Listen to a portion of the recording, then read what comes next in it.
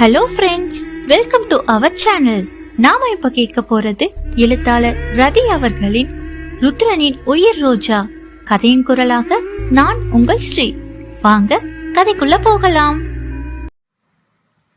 ருத்ரனின் உயிர் ரோஜா அத்தியாயம் 11.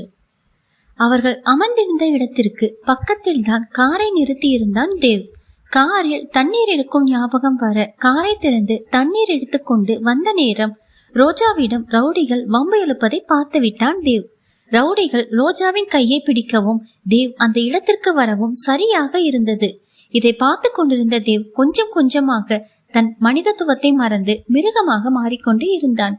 மற்ற பெண்களுக்கே ஒரு பிரச்சனை என்றால் அவன் அகராதியில் மரண தண்டனை மட்டுமே. இதில் தன் உயிரான பெண்ணுக்கு பிரச்சனை வரும்போது அவன் அவனாகவே இல்லை. கண்கள் சிவப்பேற ரோஜாவின் கையை பிடித்திருந்த ரவுடியின் கழுத்தை பிடித்திருந்தான் தேவ். அந்த ரவுடிக்கு வழி எடுக்க ரோஜாவின் கையை விட்ட அடுத்த நொடி தேவ் அந்த ரவுடியை ஓங்கி மிதிக்க அந்த ரவுடி தூர சென்று விழுந்ததிலேயே தெரிந்தது தேவின் கோபம் எப்படி என்று.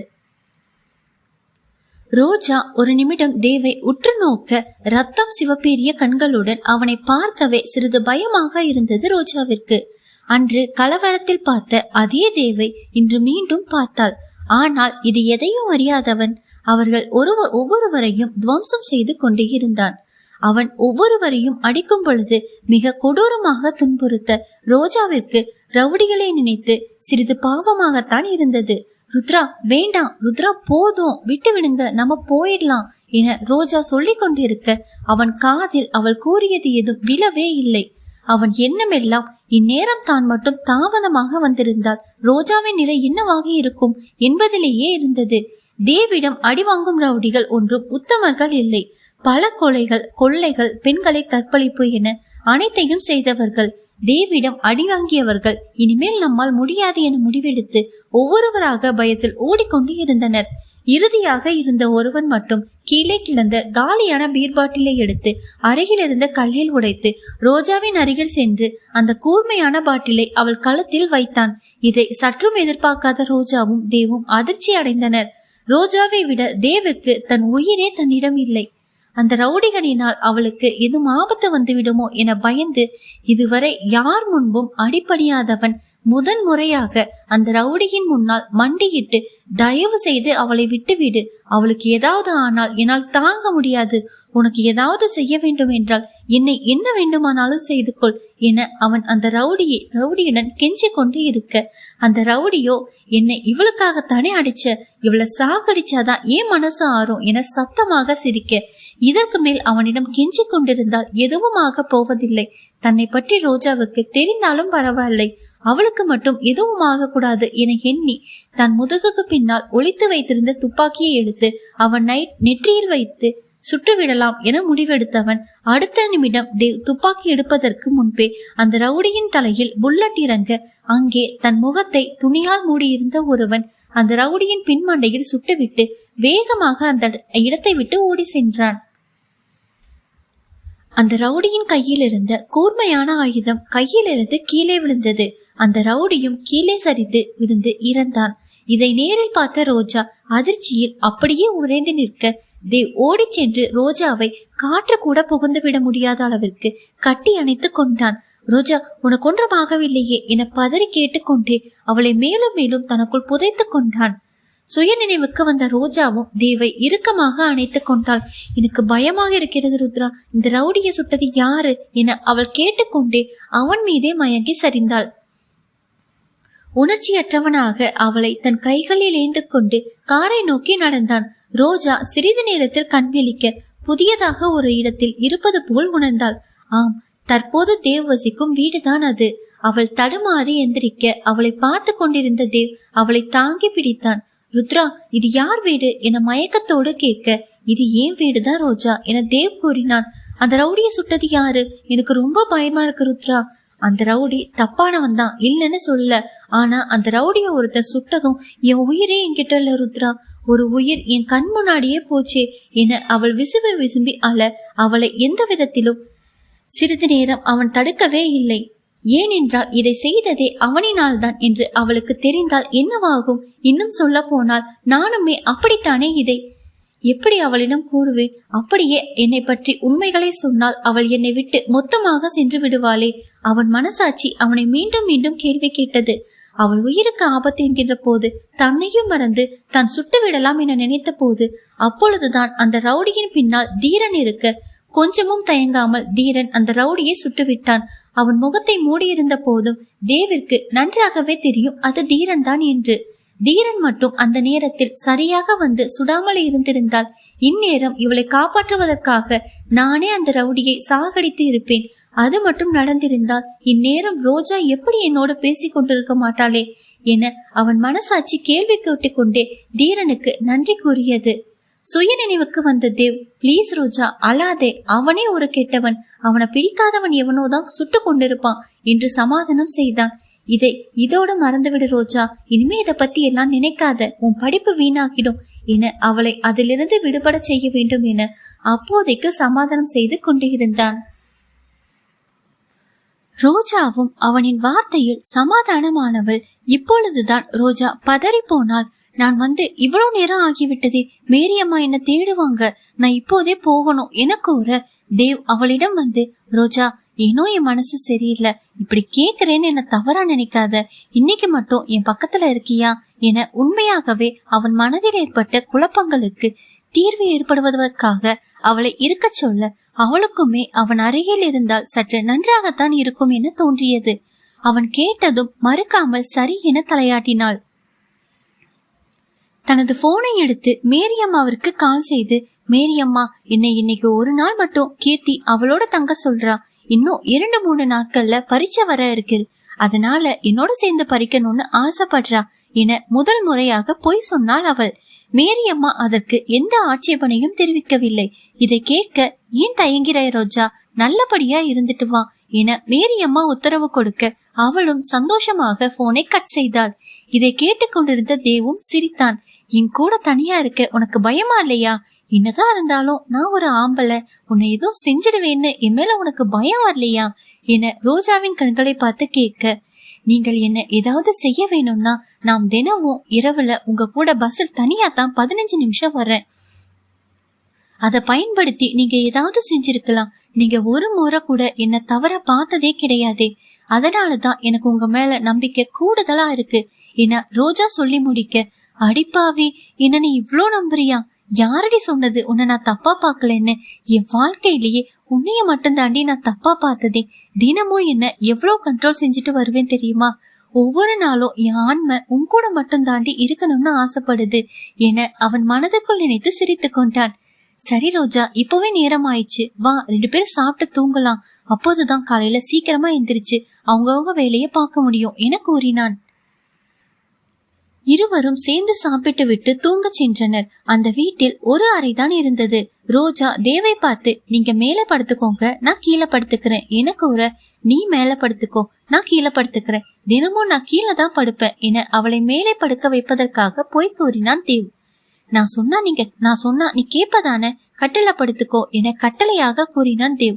சளி என தலையாட்டி ரோஜா மேலே படுத்துக்கொள்ள தேவ் கீழே படுத்தான். சிறிது நேரத்திலேயே உடல் அசதியால் இருவரும் தூங்கிவிட, தூங்கிய சில மணி நேரத்திலேயே வழக்கம் போல் தேவ் அம்மா என அலறிக்கொண்டே எந்திரிக்க, ரோஜாவும் அந்த சத்தத்தில் பயந்து எழுந்து அமர்ந்தாள். ரோஜா இப்போது தேவின் அருகில் சென்று அமர்ந்து, ருத்ரா என்னாச்சு ருத்ரா என கேட்க, சுய நினைவுக்கு வந்தவன், ஒண்ணுமில்ல ரோஜா, நீ போய் படுத்துக்கோ, இது வழக்கமா வரும் கனவுதான் என அவன் குரல் உயிரே இல்லாமல் பேசிக்கொண்டே இருந்தான். அவன் முகம் எல்லாம் வியர்வை துளிகளால் நிரம்பி இருக்க, தன் ஷால் கொண்டு துடைத்தவளை என்ன நினைத்தானோ, ரோஜாவின் கையை எடுத்து தன் நெஞ்சில் வைத்து அவள் கையை அழுத்தி வைத்துக் கொள்ள, ஏன் அப்படி செய்கிறான் என்று ரோஜாவிற்கு புரியாமல் போனாலும் அவன் இதய துடைப்பு அவள் கைகளில் சாதாரண மனிதனை விட இன்னும் அதிகமாக வேகமாக துடிக்க, அவள் உடலிலும் சிறு உதறலும் இருக்க, அவளின் இன்னொரு கை அவளையும் அறியாமல் அவன் கன்னத்தை தொட்டு ஸ்பரிசித்துக் கொண்டே, என்னாச்சு ருத்ரா என ரோஜா கேட்க, பிளீஸ் டி, கொஞ்ச நேரம் மட்டும் இப்படியே இருக்க முடியுமா என அவளின் அருகாமையை பிரிய மனமில்லாமல் அவளிடம் இப்படி கேட்டிருந்தான். அவனின் இந்த நிலையை பார்த்து ரோஜாவால் உணர முடிந்தது, அவனுக்கு ஏதோ மனதில் வலி மிகுந்த வேதனை ஒன்று இருக்கிறது என்று. சற்று ஆசுவாசம் அடைந்தவன் தான் என்ன செய்து கொண்டிருக்கிறோம் என்று உணர்ந்தவன் விருட்டென்று அவள் கைகளை விட்டவன் அவளை விட்டு சற்று தள்ளி அமர்ந்து கொண்டான். ரோஜா, நீ போய் தூங்கு, நான் என்ன பாத்துக்கிறேன் என்று அவன் வாயிலிருந்து தட்டு தடுமாறி வார்த்தைகள் வெளிவந்து கொண்டே இருந்தது. அவனையே புரியாமல் பார்த்து கொண்டிருந்தவர், முதலில் நீ தூங்கு ருத்ரா, நான் போய் படுத்துக்கிறேன் என கூற, தூக்கமா? எனக்கா? நான் தூங்கி பல வருடங்கள் ஆயிடுச்சு ரோஜா என்று அவன் சொல்ல, அவளுக்கு இதை கேட்டதும் பேரதிர்ச்சியாக இருந்தது. ஒரு மனிதனுக்கு முக்கியமான தேவைகளில் ஒன்று தூக்கம். அதை நீ தூங்கி பல வருடங்கள் ஆகிவிட்டதா என மனதில் அவனிடம் கேள்வியாய் கேட்க, அவள் நினைத்தது அவனுக்கு கேட்டுவிட்டதோ என்னமோ. இந்த தூக்கம் தாண்டி என் பிரச்சனையே. தினமும் ஒரு கனவு வரும், அந்த கனவு வந்துட்டா என்னால அடுத்த நிமிஷம் தூங்கவே முடியாதடி என தன் தலையை குனிந்து கொண்டே உணர்ச்சியற்றவனாக கூற, தேவநிலையை தலையை நிமித்தி, அது என்ன கனவு ருத்ரா என அவள் கேட்டாள். அந்த கனவு பத்தி கண்டிப்பா உன்கிட்ட ஒரு நாள் சொல்லுவேன் ரோஜா, ஆனா அது இப்போ இல்ல, இன்னும் கொஞ்ச நாள் பிளீஸ் டி, என்கிட்ட இதுக்கு மேல எதுவும் கேட்காத ரோஜா என அவன் கூறி முடித்தான். ரோஜாவும் அவனை மேலும் மேலும் கஷ்டப்படுத்த கூடாது என எண்ணி சரி என தலையை சேர்த்து அதை பற்றி மேலும் பேசாமல் இருந்தாள். அடுத்த நிமிடம் கொஞ்சம் கூட யோசிக்காமல் ருத்ரனை இழுத்து தன் மடியில் படுக்க செய்தாள் ரோஜா. இதை சற்றும் எதிர்பார்க்காதவன் அவள் மடியில் படுத்துக்கொண்டே அவளை ஏறிட்டு பார்க்க, தூங்கு ருத்ரா, காலையில பேசிக்கலாம் என அவள் தலையை கோதிக்கொண்டே அவனை தட்டி தூங்க வைக்கும் முயற்சியில் ஈடுபட, அவளின் மடியில் படுத்துக் கொண்டிருந்தவன் மனதில் உள்ள பாரங்கள் அனைத்தும் கரைந்து போக, பல வருடங்களுக்கு பிறகு முதன்முறையாக படுத்த சில நிமிடங்களேயே ஆழ்ந்த உறக்கத்திற்கு சென்றான் ருத்ரதேவன். அவன் தூங்கிய பிறகும் கூட அவனை கண்ணிமைக்காமல் பார்த்து கொண்டிருந்தாள் ரோஜா. அவள் கண்களுக்கு அவன் வளர்ந்த குழந்தையாகத்தான் தெரிந்தான். கொஞ்ச நேரத்திலேயே அவளும் அவன் தலையை கோதியபடியே சாய்ந்து தூங்க ஆரம்பித்திருந்தாள். அவன் வெகு நாட்கள் தேடி அலைந்த இந்த தூக்கம் அவன் வாழ்விலும் எல்லா மனிதர்களையும் போலவே அவனுக்கு கிடைத்திருந்தது. அத்தியாயம் 12. அதிகாலை 4 மணியளவில் ருத்ரனுக்கு விழிப்பு தட்ட தன் கண்களை திறக்க அவனுக்கு ரோஜாவின் முகம் மிக அருகில் இருந்தது. கண்களுக்கு விருந்தளித்தன. பல வருடம் கழிச்சு இன்னைக்கு தாண்டி உன்னால தூங்கி இருக்கேன். என்னோட சந்தோஷம் எது எதுன்னு உலகம் முழுவதும் தேடி அலைஞ்சிருக்கேன். இப்ப தாண்டி எனக்கு புரிஞ்சது, அது நீ தான்னு. உன்னை எந்த காரணத்துக்காகவும் நான் இழக்க மாட்டேன் ரோஜா. இன்னைக்கு என் மனசுல உள்ளத உன்கிட்ட சொல்ல போறேன் ரோஜா. என்ன பற்றியும் சொல்ல போறேன். நம்ம வயசை விட இந்த காதல் ஜெயிச்சிருச்சுடி என தூங்கிக் கொண்டிருந்தவளிடம் தன் மனதால் பேசிக்கொண்டே இருந்தான். அவன் உடலில் பல மாற்றங்கள் ஏற்பட்டன. பல வருடங்கள் கழித்து உடல் முழுவதும் சுகமாக இருப்பது போல் தோன்றியது. ஒரு குழந்தையை தூங்க வச்ச மாதிரி என்னைய உன் அன்பால அரவணைச்சியேடி. இன்னும் அதிக நேரம் உன் மடியிலேயே படுக்கணும்னு ஆசையா இருக்குடி. ஆனா விடிய விடிய இப்படியே உட்கார்ந்திருந்தது கண்டிப்பா உனக்கு கஷ்டமா தான் இருந்திருக்கும் என ஒரு முடிவெடுத்தவன் அவளை மடியிலிருந்து மனமே இல்லாமல் எழுந்தவன் அவளை மெதுவாக தன் கைகளில் ஏந்தி ஓரிரு நிமிடங்கள் அவளையே பார்த்து கொண்டிருந்தான் தேவ். என்ன நினைத்தானோ அருகில் இருந்த கட்டில் மேல் அவளை படுக்க வைத்து அவனும் அவளை அணைத்தபடியே பக்கத்தில் படுத்து, என் ஆயுள் முழுவதும் என் அன்பை உனக்கு மட்டும் திகட்ட திகட்ட நிச்சயம் கொடுப்பேண்டி என சொல்லிக்கொண்டே அவனும் அவளோடு சேர்ந்து உறங்கி போனான். உறங்கிக் கொண்டிருந்த ரோஜா 6 மணிக்கு அலாரம் அடிக்க கண் விழித்தாள். அவள் எழலாம் என நினைக்க ஏதோ ஒரு பாரம் அவளை அழுத்தி கொண்டே இருந்தது. என்னவென்று கண்களை விரித்து பார்க்க தேவ் தன் கைகளை அவள் மேல் போட்டு தூங்கிக் கொண்டு இருந்தான். அவளுக்கு ஒரு நிமிடம் கண்விழியே பிதுங்கி வெளியே வரும் விடுவ அளவுக்கு அதிர்ச்சியில் உறைந்து போனாள். நாம் எப்படி இங்கே வந்தோம், கீழே தானே அமர்ந்திருந்தோம் என யோசிக்க அவளுக்கு விடை மட்டும் கிடைக்கவே இல்லை. தன் மேல் போட்டிருக்கும் கையை அவள் விளக்க பார்க்க அவளால் அதை அசைக்க கூட முடியவில்லை. இரும்பை போன்ற உடல் அமைப்பு கொண்டவனை இவளால் எப்படி அசைக்க முடியும்? தன் முயற்சி தோல்வியுற்றதை அடுத்து என்ன பண்ணலாம், நேரம் வேற ஆகிடுச்சு என யோசித்துக் கொண்டே தேவை உற்று நோக்கினாள். இல்லை ரசித்துக் கொண்டே இருந்தாள். 6 அடியில் வளர்ந்த முரடன், என் அழகான முரடன் என தன் மனதால் கொஞ்சிக் கொண்டிருக்க, என்னடி என்னையே ரொம்ப நேரம் பார்த்துட்டு இருக்க என கண்களை மூடிக்கொண்டே தேவ் கேட்க, இல்ல நான் பார்க்கல என பயத்தில் தன்னை அறியாமல் அவள் கூற, அதை கேட்ட தேவின் உதட்டில் சிறு புன்னகை தோன்றி மறைந்தது. அவன் கை அவளை மனமே இல்லாமல் விளக்க இருவரும் எழுந்தனர். ருத்ரா, என் ட்ரெஸ் எல்லாம் ஆசிரமத்துல இருக்கு, இப்போ நான் குளிச்சுட்டு ரெடி ஆனாதான் காலேஜ் வர முடியும். இப்போ நான் என்ன செய்ய என கைகளை பிசைந்து கொண்டே அவனிடமே கேட்க, அவள் கைகளை பிடித்து அவளின் கண்களை பார்த்து, என் முதல் மாத சம்பளத்துல உனக்கு சில ட்ரெஸ் எல்லாம் வாங்கி வச்சிருக்கேன், அதுல எது உனக்கு பிடிச்சிருக்கோ அதையே போட்டுக்கோ என ஆசையோடு கூறினான். உங்களோட முதல் மாச சம்பளத்துல எனக்கு ஏன் வாங்குனீங்க என்று அவள் புரியாமல் கேட்க, இதற்கான விடைய உன்னை சாயந்தரம் சந்திக்கும் போது சொல்றேன், கண்டிப்பா சொல்றேன் என கூறினான். பிறகு அவள் கண்களை பார்த்து கொண்டே, என் தாய் சாகவில்லை ரோஜா, ஓர் ரூபத்துல எனக்கு கிடைச்சிருக்கா என ஒரு முறை அவளை அணைத்து விட்டு விலகினான். பிறகு காலேஜ் செல்ல இருவருக்கும் நேரமானதால் அவரவர் கிளம்பி வந்தனர். அப்போதுதான் அவன் வாங்கி வைத்திருந்த உடையில் ஒன்றை தேர்ந்தெடுத்து போட்டு வந்தாள் ரோஜா. அவளை பார்த்து கொண்டிருந்த தேவ் தன் தலையை கூதி தன் உணர்வுகளை கட்டுப்படுத்தி கொண்டு இருந்தான். பிறகு ரோஜாவிடம் சென்று, இந்த உடை உனக்கு மிகவும் பொருத்தமாக இருக்கிறது என்று கூறிவிட்டு அங்கே நிற்காமல் செல்ல அவன் பின்னால் ரோஜாவும் சென்றாள். தன் ஆசிரமத்திற்கு சென்று தன் புத்தகங்களை எடுத்து வரும் வரையில் ரோஜாவிற்காக காத்திருந்தான் தேவ். மேரி அம்மாவிடம் வருகிறேன் என சொல்லிவிட்டு பஸ்ஸில் ஏறினாள் ரோஜா. அடுத்தடுத்து கீர்த்தி, மாணவர்கள் எல்லாரும் வரிசையாக ஏறினர். கீர்த்தி ரோஜாவை பார்த்து, இந்த உடை உனக்கு மிகவும் பொருத்தமா இருக்கிறது ரோஜா என சொல்ல, தேங்க்யூ கீர்த்தி என தேவை பார்த்து கொண்டு சிரித்து விட்டு தலையை குனிந்து கொண்டாள். காலேஜ் வந்துவிட எல்லா மாணவர்களும் காலேஜை நோக்கி சென்றனர்.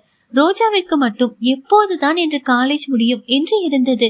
ஏனென்றால் இதோ இன்று மாலை அவளிடம் ஏதோ பேச வேண்டும் என அவன் கூறியதால் அதே நினைப்பாகவே இருந்தாள். தேவும் வழக்கம் போல் தன் அன்றாட பணிகளை செய்ய அப்போதுதான் தீரனிடமிருந்து அவனுக்கு போன் வந்தது. போனை எடுத்தவன், சொல்ல தீரா என்க. தீரனுக்கு தேவின் குரலிலேயே தெரிந்துவிட்டது பாஸ் இன்று மிகவும் மகிழ்ச்சியாக இருக்கிறார் என்று.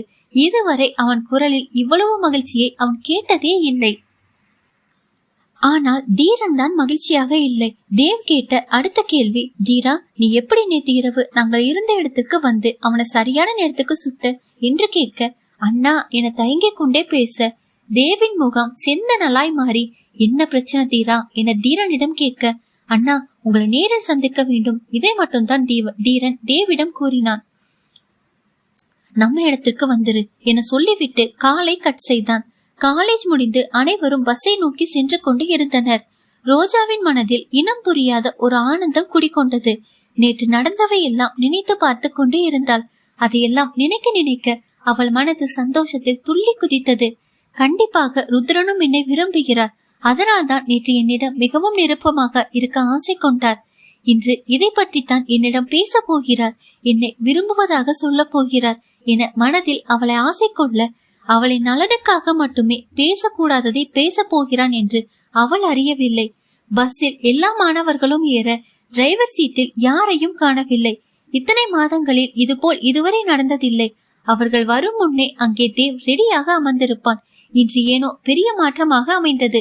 சிறிது நேரத்தில் வேறொரு நபர் ஓட்டுநர் இருக்கையில் வந்து அமர, ரோஜா அந்த ஓட்டுநரை அதிர்ச்சியோடு பார்க்க, கீர்த்தி அந்த ஓட்டுநரிடம், தேவண்ணா வரலையா என கேட்க, தெரியலம்மா, என்னதான் சில நாட்களுக்கு இந்த பஸ் ஓட்டுமாறு காலேஜ் நிர்வாகத்திலிருந்து சொல்லியிருக்காங்க என கூறினார்.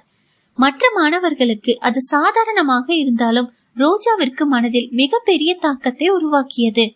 ருத்ரா எங்கே போனீங்க, ஏன் என்கிட்ட ஒரு வார்த்தை கூட சொல்லவில்லை என அவள் மனது நினைக்க, அவள் மூளையோ அவருக்கு நான் யார், என்னையே என்கிட்ட ஏன் சொல்லணும் என தவறாக யோசிக்க வைத்தது. கீர்த்தியிடம் கூட ரோஜா எதுவும் பேசாமல் அமைதியாகவே சென்று கொண்டிருந்தாள். தேவுடைய காட்டு பங்களாவிற்கு தீரன் வந்து சேர சிறிது நேரத்தில் தேவும் வந்தடைந்தான். இருவரும் ஒருவரை ஒருவர் பார்த்து கொள்ள, தீரனின் முகமே அவன் மிகப்பெரிய குழப்பத்தோடு இருக்கிறான் என தேவிற்கு புரிய வைத்தது. சொல்லு தீரா, என்ன பிரச்சனை என்று கேட்க, அண்ணா ராணா இஸ் பேக் என கூறி முடித்ததும், அவனா எப்படி வந்தா, அவன் ஆயுள் தண்டனை அல்லவா ஜெயிலுக்கு போயிருக்கான், எப்படி என குழம்பிக் கொண்டிருக்க, ஏதோ கோல்மால் பண்ணித்தான் தன் மேல் குற்றம் இல்லை என மேல்கோட்டில் பொய்யாக நிரூபித்துதான் வெளியே வந்திருக்கிறான் அண்ணா. சரி தீரா, பாத்துக்கலாம், இனிமேலும் ஏதாவது தவறு செஞ்சா அவனுக்கு தண்டனை மிக கொடூரமாக இருக்க வேண்டும் என தேவ் கூற, இல்ல அண்ணா, அமைதியாக இருக்க முடியாது, ஏனென்றால் பிரச்சனை வேறு மாதிரி போய்கிட்டு இருக்கு. அவன் வேலைய உங்களுக்கு எதிராக நேற்றே தொடங்கிட்டான். இதை கேட்டதும் தேவ் தீரனை நோக்க, ஆமாம் அண்ணா, அவன் நேத்துதான் ஜெயிலிருந்து வெளியே வந்தான். வந்தவன் உங்க மேல இருக்கிற குரோதத்தினால உங்களை ஃபாலோ பண்ண ஆட்களை ஏற்பாடு செஞ்சிருக்கான். அப்படித்தான் நேத்து இரவு என்கிட்ட போனில் அழைத்து பேசினான். என்ன தீரா, உன் பாஸ் ஒரு பொண்ணோட தன்னந்தனியா பீச்ல இருக்கார் போல. இன்னும் கொஞ்ச நேரத்துல என் ஆட்கள் காலடியில தி கிரேட் பிசினஸ் கிங் ருத்ரனே தேவனை நான் கெஞ்ச வைக்கணும் பாக்குறியா? ஓ, அவர் இருக்கும் இடம் உனக்கு தெரியாதல்லவா? திருவான்மையூர் பீச்ல நோக்கி செல் என திமிராக பேசினார். அப்படித்தான் நான் அங்க வந்தது என கூறி முடிக்க தேவ் சினம் கொண்டு அந்த இடமே அதிரும் அளவுக்கு கத்தினான். இது எப்படி நடந்தது? கொஞ்ச நாள் அவனை நான் கவனிக்காம விட்டது தவறாகிடுச்சு. அவன் தம்பிய நான் எப்படி போட்டு தள்ளினேனோ அன்றே அவன் கதையும் முடிச்சிருக்கணும்.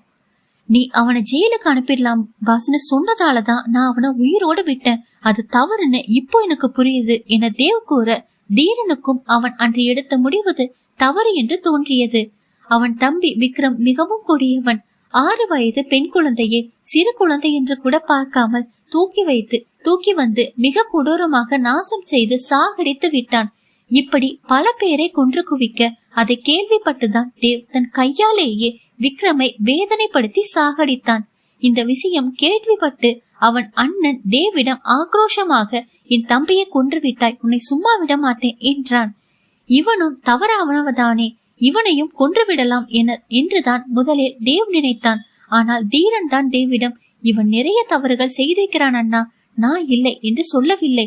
ஆனால் எந்த பெண்ணையும் இதுவரை இவன் தம்பியை போல் இவன் செய்ததில்லை, இவனை விட்டுவிடலாம். அதே நேரத்தில் இவன் செய்த பல இல்லீகல் வேலைகளுக்கு இவனை ஜெயிலுக்கு அனுப்புவதுதான் சரியாக இருக்கும் என்று முடிவெடுத்தனர். அண்ணா, இன்னொரு விஷயம், இப்போ வர ரோஜாவை பத்தியும் நீங்கள் தற்போது என்ன செய்து கொண்டிருக்கிறீர்கள் என்றும் அவனுக்கு தெரியவில்லை. நேற்று ஒரு பெண்ணோடு பார்த்தது மட்டும்தான் அவனுக்கு தெரிஞ்சிருக்கு. அந்த பெண் மட்டும் ரோஜா என்று தெரிந்துவிட்டால் ரோஜாவின் உயிருக்கே ஆபத்தாகிவிடும் அண்ணா. என்ன செய்வது என்று ஒன்றுமே புரியவில்லை என குழம்பி போயிருந்தான் தீரன். இல்லை தீரா, இல்லை, ரோஜாவிற்கு எதுவும் ஆக விட மாட்டேன். அவன் ரோஜாவை தொட வேண்டும் என்றால் என்னை தாண்டித்தான் செல்ல வேண்டும். இனிமே நான் அந்த ராணாவை நான் பாத்துக்கிறேன் என அவன் கூறினாலும் தேவின் மனது முதல் முறையாக ரோஜாவை நினைத்து பயம் கொண்டது. தீரா, ரோஜாவுக்கு தெரியாம நாம ஆட்களை அவளுக்கு பாதுகாப்புக்கு அனுப்பு. கொஞ்ச நாள் நான் அவளை பார்க்காமல் இருப்பதுதான் நல்லது. அண்ணா, ஒரு சந்தேகம் கேட்கலாமா என தீரன் கேட்க அவன் எதை பற்றி கேட்க போகிறான் என அறிந்தவன் ரோஜா என்னோட உயிர் என்று கூறிவிட்டு அவ்விடத்தை விட்டு வேகமாக சென்றான். நாளை ருத்ரா எப்படியும் வந்து விடுவார் என தன்னைத்தானே தேற்றிக் கொண்டிருக்க மீண்டும் அவன் வந்தாலும் ராணாவிடம் இருந்து அவளை காப்பதற்காக அவள் மனதிற்கு முதலில் வேதனை கொடுத்தாலும் பிறகு அவள் இதயத்திற்கு கொடுத்த காயத்திற்கு அவனே மருந்தாக போகிறான் என பாவம் அவள் அறியவில்லை. நாளை என்ன நடக்க போகிறதோ, தேவின் மாற்றம் ரோஜாவை எந்த அளவிற்கு பாதிக்க போகிறதோ பார்க்கலாம். தொடரும். என்ன நண்பர்களே, கதை பிடிச்சிருக்கா? கதை உங்களுக்கு பிடிச்சிருந்துச்சுன்னா லைக் பண்ணுங்க, கமெண்ட் பண்ணுங்க, ஷேர் பண்ணுங்க. மறக்காம நம்ம சேனலை சப்ஸ்கிரைப் பண்ணுங்க. மீண்டும் அடுத்த அத்தியாயத்தில் சந்திப்போம். அதுவரை உங்களிடமிருந்து விடைபெறுவது நான் உங்கள் ஸ்ரீ. நன்றி, வணக்கம்.